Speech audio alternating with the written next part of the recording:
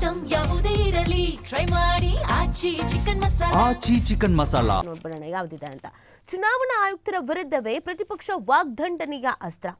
ಮತದಾರರ ಪಟ್ಟಿ ಪರಿಷ್ಕರಣೆ ಪ್ರಕ್ರಿಯೆಗೆ ಆಕ್ರೋಶವನ್ನ ವ್ಯಕ್ತಪಡಿಸಲಾಗಿದೆ. ನಮ್ಮ ವಿರೋಧ ಇದ್ರೂ ಮತದಾರರ ಪಟ್ಟಿ ಪರಿಷ್ಕರಣೆಗೆ ಹಣ ಇಲ್ಲಿ ಹಠಕ್ಕೆ ನಿಂತಿರುವಂತಹ ಮುಖ್ಯ ಚುನಾವಣಾ ಆಯುಕ್ತ ಜ್ಞಾನೇಶ್ ಕುಮಾರ್ ಅವರ ವಿರುದ್ಧ ಸಂಸತ್ತಿನಲ್ಲಿ ವಾಗ್ದಂಡನೆ ಅರ್ಜಿಯನ್ನು ಸಲ್ಲಿಸುವುದಕ್ಕೆ ವಿಪಕ್ಷಗಳು ಈ ಮುಖಾಂತರವಾಗಿ ಮುಂದಾಗಿರುವಂಥದ್ದು. ಲೋಕಸಭಾ ಸ್ಪೀಕರ್ ಓಂ ಬಿರ್ಲಾ ವಿರುದ್ಧ ಅವಿಶ್ವಾಸ ನಿರ್ಣಯಕ್ಕೆ ವಿಪಕ್ಷಗಳು ಮುಂದಾದ ಬೆನ್ನಲ್ಲೇ ಈ ವಿದ್ಯಮಾನ ನಡೆದಿದೆ. ಮಾರ್ಚ್ 2ನೇ ವಾರದಲ್ಲಿ ಬಜೆಟ್ ಅಧಿವೇಶನ 2ನೇ ಹಂತ ಪ್ರಾರಂಭವಾಗಲಿದೆ. ಆವಾಗ ಇದಕ್ಕೆ ಸಂಬಂಧಪಟ್ಟಂತೆ ಧ್ವನಿ ಎತ್ತಬೇಕು ಅನ್ನುವಂಥ ಪ್ಲಾನ್ ಅನ್ನು ಮಾಡಲಾಗಿದೆ. ವಾಗ್ದಂಡನೆಯ ನೋಟಿಸ್ ಅನ್ನು ನೀಡಿ ಬಳಿಕ ನಿಲುವಳಿಯನ್ನು ಮಂಡಿಸೋಕೆ ತೃಣಮೂಲ ಕಾಂಗ್ರೆಸ್ ಟಿಎಂಸಿ ಮುಂದಾಗಿದೆ. ಇದಕ್ಕೆ ಇಂಡಿಯಾ ಕೂಟದ ಇತರ ಅಂಗಪಕ್ಷಗಳು ಕೂಡ ಸಮ್ಮತಿಸಿದೆ ಅಂತ ಮೂಲಗಳು ಹೇಳ್ತಾ ಇವೆ.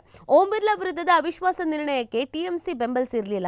ಆದರೆ ಮತದಾರರ ಪಟ್ಟಿ ಪರಿಷ್ಕರಣೆಗೆ ವಿಪಕ್ಷಗಳಿಂದ ಒಟ್ಟಾಗಿ ವ್ಯಾಪಕ ವಿರೋಧ ಇದೆ. ಹೀಗಾಗಿ ಬಿರ್ಲಾ ವಿರುದ್ಧದ ತಮ್ಮ ನಡೆಗೆ ಟಿಎಂಸಿ ಅಸಮ್ಮತಿ ಸೂಚಿಸಿದ್ರು ಎಸ್ಐಆರ್ ನೇತೃತ್ವ ವಹಿಸಿರುವಂತಹ ಜ್ಞಾನೇಶ್ ವಿರುದ್ಧ ಸಿಡಿದು ನಿಂತಿರುವ ಮಮತಾ ಪಕ್ಷಕ್ಕೆ ಇತರ ಪ್ರತಿಪಕ್ಷಗಳು ಬೆಂಬಲ ಸೂಚಿಸುವ ಸಾಧ್ಯತೆ ಇದೆ ಎನ್ನಲಾಗಿದೆ. ಆದರೆ ವಿಪಕ್ಷಗಳಿಗೆ ಬಹುಮತ ಇಲ್ಲದ ಕಾರಣ ಎನ್ಡಿಎ ಈ ಬಗ್ಗೆ ತಲೆ ಕೆಡಿಸಿಕೊಳ್ಳುವ ಸಾಧ್ಯತೆ ಇಲ್ಲ. ಅದಾಗೂ 2 ಸಾಂವಿಧಾನಿಕ ಪದವಿ ವಿರುದ್ಧ ಏಕಕಾಲಕ್ಕೆ ನಿರ್ಣಯ ಮಂಡನೆ ಆಗ್ತಾ ಇರುವುದು ಬಿಜೆಪಿಯನ್ನ ಒತ್ತಡಕ್ಕೆ ಸಿಲುಕಿಸಲಾಗುತ್ತೆ ಅನ್ನೋದನ್ನು ಹೇಳಲಾಗ್ತಾ ಇದೆ. ನೋಡಬೇಕಾಗುತ್ತೆ ಈ ವಿಚಾರ ಇನ್ನೆಷ್ಟರ ಮಟ್ಟಿಗೆ ಚರ್ಚೆ ಆಗುತ್ತೆ, ಇನ್ಯಾರ್ಯಾರು ಏನೇನು ಮಾತಾಡ್ತಾರೆ, ಏನೇನು ಪ್ರಕ್ರಿಯೆಗಳು ನಡೆಯುತ್ತೆ ಅಂತ. ಈಗಾಗಲೇ ಈ ವಿಚಾರ ಸಿಕ್ಕಾಪಟ್ಟೆ ಚರ್ಚೆಗಳಾಗ್ತಾ ಇದೆ. ಅಸಮಾಧಾನ ಆಕ್ರೋಶಕ್ಕೂ ಕೂಡ ಕಾರಣವಾಗ್ತಾ ಇದೆ.